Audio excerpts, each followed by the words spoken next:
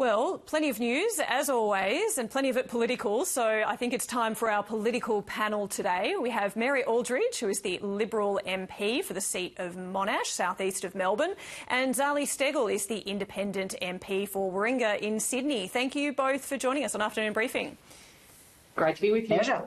All right, I want to start with the Prime Minister attending the UK Labor Party conference in the UK. As part of his trip, we have seen the opposition be very critical of that, Mary.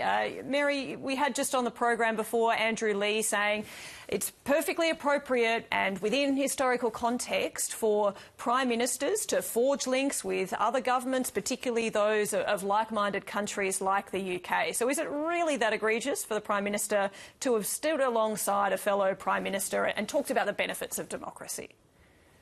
Look, any time the Australian Prime Minister goes overseas, I am cheering for their success in the Australian national interest. But what we've seen at the local Labor Party conference there is effectively a TED talk with local party conference members. I think any minute that the Prime Minister spends overseas should be completely dedicated to exacting outcomes in Australia's benefits. It's almost like he's got one eye on the clock thinking about what's next, and I'd like to see his full attention on the job of being Prime Minister. Zali Steggall, you're sitting on the crossbench, an independent. So what do you make of the Prime Minister attending an event like this? I think I do. I am also quite critical in the sense that any foreign trips of the Prime Minister's on behalf of Australia, not the Labor Party, I think it's really important that we have accountability at home as well. This term of Parliament, in this calendar year, the Prime Minister has actually only scheduled some 11 weeks of sitting weeks for federal Parliament, which is a record low in 20 years. So I would argue a little more time in Australia, having scrutiny so that the Australian people can really test and challenge the government on the decisions it's making, is actually really important as well. There are a lot of international summits in the second half of the year between G20 and ASEAN and APEC, and now there's going to be a trip to the White House for Anthony Albanese to meet Donald Trump. So, Zali, are there one of those trips you think he shouldn't go on? Look, I'm not going to get down there and quibble. International trips, international summits are incredibly important for Australia's best interest. But we also have to be mindful. We have a lot of domestic issues that require scrutiny of government, and we have a record low number of sitting weeks in Parliament this year. So if the Australian people or the government feel like we're not getting the job done at home, that is problematic. So I think that prioritising scrutiny and accountability at home is essential. For example, last week the government made major announcements on behalf of Australia for our nationally determined contribution under the Paris Agreement. It's really important that scrutiny is available at home as well. Mary Aldridge, do you think politicians should be spending more time in Canberra in the second half of this year? Well, I think they should have a strong legislative agenda, and I really don't get that sense from this government, who are just meandering along while we have really big challenges domestically. We've got obviously the Optus 000 disaster, which, you know, we've had reoccurring incidents there.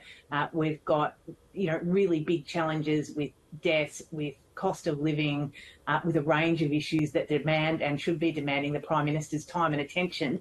And he just seems to be wandering through a range of other priorities rather than spending his attention here at home. All right, I want to turn to the budget figures that we've seen today that outline the budget deficit being better than expected for the 24-25 financial year. Zali Steggall, do you think the government has been able to show evidence of good economic management to be able to deliver a smaller deficit?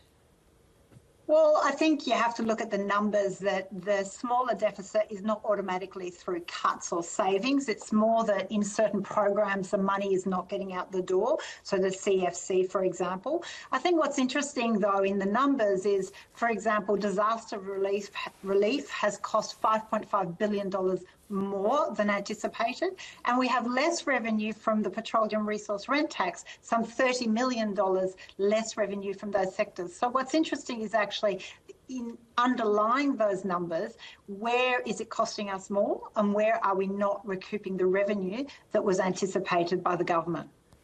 Mary, do you think there's capacity for the government to increase revenue?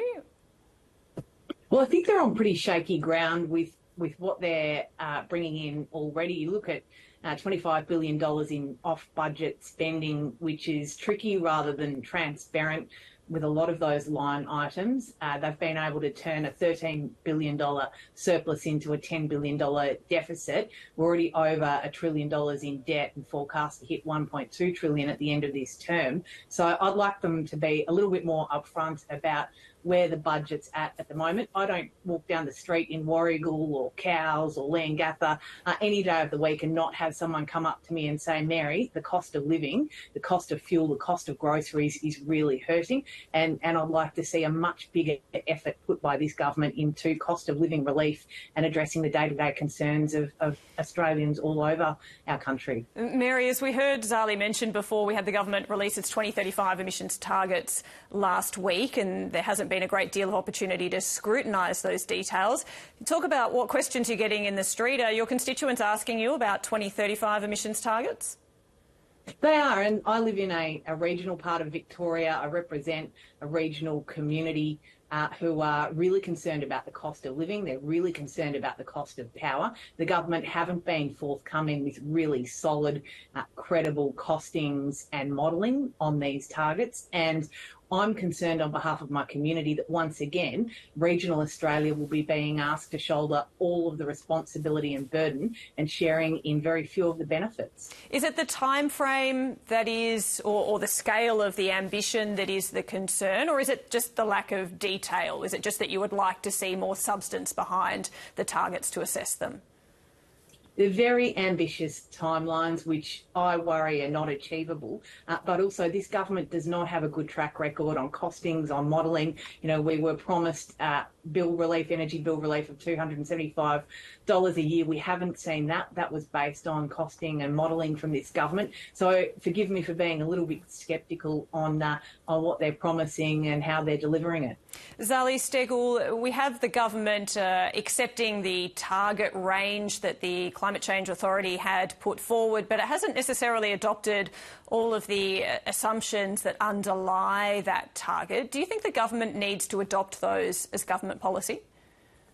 Well, I think also we have to look at those recommendations from the Climate Change Authority. They are premised on the underlying assumptions and costings that Treasury obtained, and I have serious questions around the lack of actually the costings of truer temperature trajectory weren't obtained, which changes the cost-benefit analysis and how those targets and recommendations are made. I have to quibble with Mary there. The reality is climate risks are escalating. Her community is paying for it through increased insurance premiums.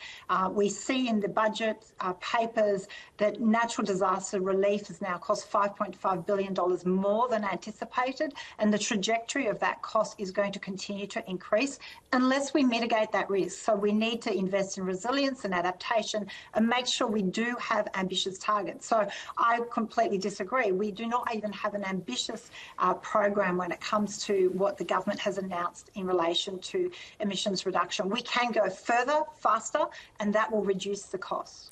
Is that Zali, you wouldn't even allow 8 wind turbines to be proposed for your electorate, so I'm sorry, but I make no apologies in standing up for regional Australians who agree that climate change is a challenge, that agree we need to have action, but do not disproportionately want to have to carry all of the burden.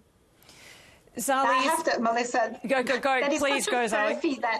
That allegation around wind turbines is so furphy that coalition MPs keep trotting out on every right-wing media they possibly can to try and allege that it's this idea that urban communities are not pulling their weight and only regional communities have to. The reality is offshore wind zones or where you put that kind of large scale has to be connected to industry and manufacturing. It has to be connected to where transmissions lines are. So the idea that there's some 8 wind tower project that was going to be built in the urban area of Sydney is the most ridiculous one. There's never been a project that I've opposed. There is no such project. So I know they like repeating this allegation. The reality is everywhere in Australia is pulling their weight around the transition because the costs, the opportunities are there, but the costs are there. And we have to be really mindful of where disaster relief is then needed. And it is overwhelmingly in regional Australia. So again, we are all going to have to pull our weight to tackle the risks and the challenge. And I hope we can have more sensible discussion rather than people throwing out their ideas of wind turbines on North Head. All right, Mary, I'll give you one last comment and then we might have to wrap it there. I'll give you a final word, Mary. Look, my only point is Zali's been very aggressive in pushing ahead for regional communities like mine to have to shoulder all of the burden. I don't like the idea of pitting, one part of Australia against the other, and so I'd like Zali to come to a regional community like mine and see that we really pull our weight when it comes to prime agricultural farmland, a range of communities, and we shouldn't have to bear all of the burden with none of the benefit. I think we can all at least agree that there is a transition underway here and we do need to make sure that communities, no matter where they are supported through this. So we might end it there on that note, but I want to thank you both, Mary Aldred in Monash and Zali Steggall in Warringah. Thank you both for being with us on Afternoon Briefing. Thanks, Zali. Thanks, Melissa. Thank you.